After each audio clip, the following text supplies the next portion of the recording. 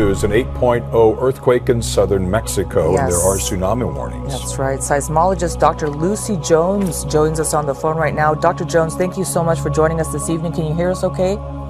Yes, I'm fine. Yes, I mean 8.0, significant earthquake. What kind of damage can we expect from an earthquake like this? Well, what it looks like is that the fault is offshore, so nobody's directly on top of it. That helps reduce the shaking level a little bit. It also means the possibility of creating a tsunami. So good news, bad news on that one. I would expect, especially with older buildings, we're going to see more damage. We aren't getting... I'm looking at the USGS website, and I don't yet see an estimate of shaking distribution. There are some reports that have come in from people feeling it. So far, the maximum that we're seeing on that is intensity 7, which is a modern building is going to be perfectly fine. An old building at that level can suffer some pretty significant damage. Let's talk a little bit about the warning system there in that area with Guatemala and Mexico. Do you have any information as to how they get word out when it comes to tsunami warnings? Are they able to get people evacuated to higher areas? I really don't know.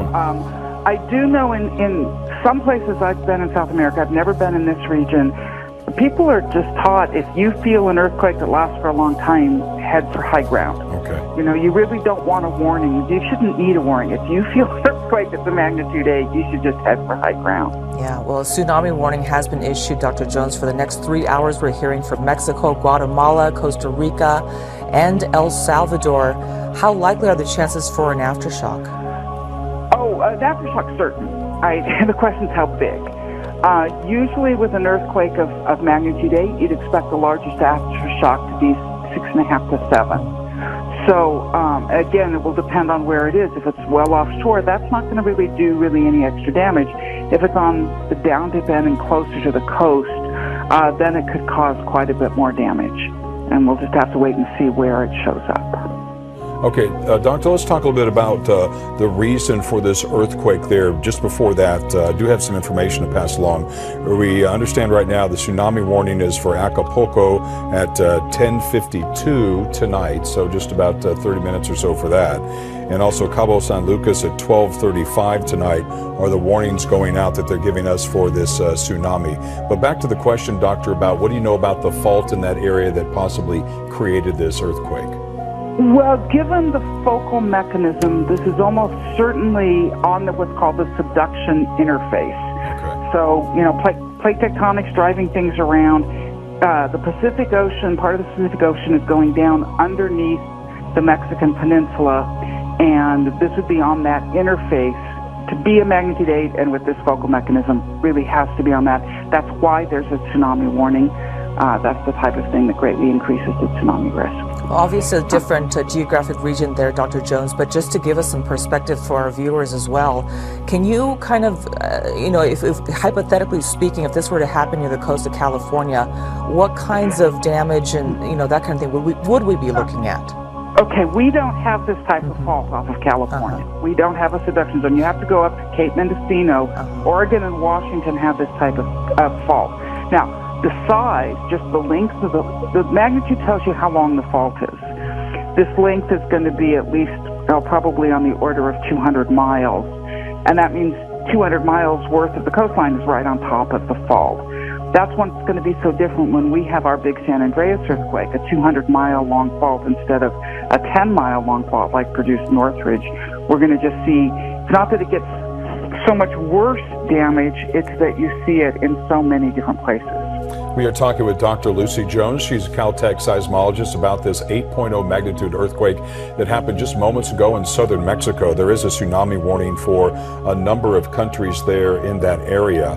Just to mention, of course, Guatemala is one of them, Mexico as well, El Salvador. So, Doctor, tell us a little bit about when we talk about the zone that you talk about with that plate going up underneath. That would mean that it would, at one point in time, to trigger this would get caught, and then that would fall, and then that is what could possibly cause that tsunami, which is the warning that has followed, right?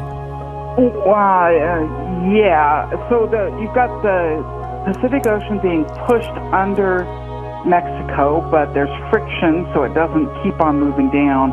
Eventually, you push hard enough and overcome the friction, and the upper plate then bounces up, and that's what displaces the water. I need to hold on. Yeah, this is Dr. Lucy Jones with us from Caltech. She's a seismologist, and we're just hearing right now that on Mount Wilson, the shaking was felt there. Even the seismograph there was showing definitely some movement there, and you saw just a little while ago our seismocam here on KCAL 9. Now, this is an earthquake that we just got word of just before the 10 o'clock hour, and it's an 8.0 magnitude earthquake in southern Mexico, and it is affecting obviously all the way down south to other countries as well. And we are hearing about these possible other repercussions that could happen after this, and we don't know how much of land this is going to be affecting, buildings and people. She did say that it was offshore as far as the epicenter for the quake, therefore that may minimize the damage on land, but that makes for the big issue related to the tsunami. And we have got word that the tsunami warning extends to Acapulco, Mexico, which you see there on your map. At 10:52 is the expected time for a tsunami to occur there. Also, Cabo San Lucas, which is a little bit farther up to the north of that, is at 12:35, which is farther away from the epicenter. So it makes sense that this is all kind of happening right now as we're getting information. I don't know if we still have the doctor, if she put us on hold and had to talk to somebody, but this is all just happening within the last few minutes. Of course, we know just how serious and critical it is when it comes to earthquakes. Sure, absolutely. And the Dr. Lucy Jones was telling us that, for people down there, obviously, you saw them on the right side of your screen from earlier video, right when the earthquake happened, people standing outside their apartment buildings, just, standing outside, not sure of what's going to happen next. Obviously, are there going to be aftershocks? Dr. Lucy Jones says for sure there will be aftershocks. Just depends on how strong they will be and when they will come, but they will come. And then, as Jeff mentioned, the critical, concern with the tsunami warnings, because we don't know what's going to happen with those. And you see the people standing around there, and she was saying, get to higher ground. That's the best thing you can do right now. And it sounds like to me, I don't know if they have any formal sort of warning system there, but it sounds like she says, and Dr. Lucy Jones, is that people are kind of trained there and known that if you have that rattling, that shaking, that's an earthquake, that you get to higher grounds. Just